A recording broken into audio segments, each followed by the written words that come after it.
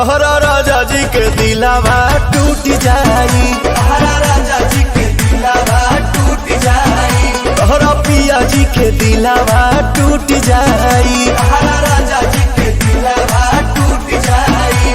हमारा बाबू नहीं है, बाबू नहीं है, बाबू नहीं है,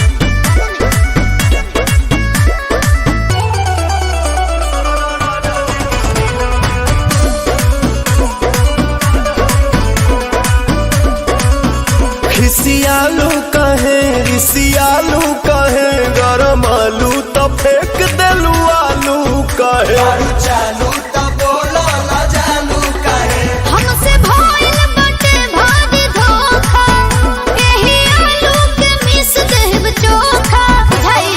देबू नहीं खाए तका बोला हम कमाए चितर कूट जाए। अरे दिल कूट खाए, हैं? दिल कूट खाए, अच्छा तोहरा राजा जी के दिलावा टूट जाई, तोहरा राजा जी के दिलावा टूट जाई, तोहरा बलमू के दिलावा टूट जाई। तोहरा राजा जी के दिलावा टूट जाई।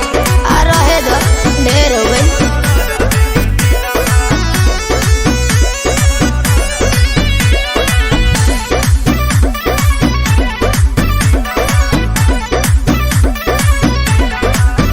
जनी छोड़ा भवन करब कहबू जवन, रहे सेवा में असुप्रियम सुपवन। धोई दी है भौजी के झूठ बरतन, झूठे बात तुम्हारे लपाली, कहबो राती के तोरे के मालिश बुझतनी।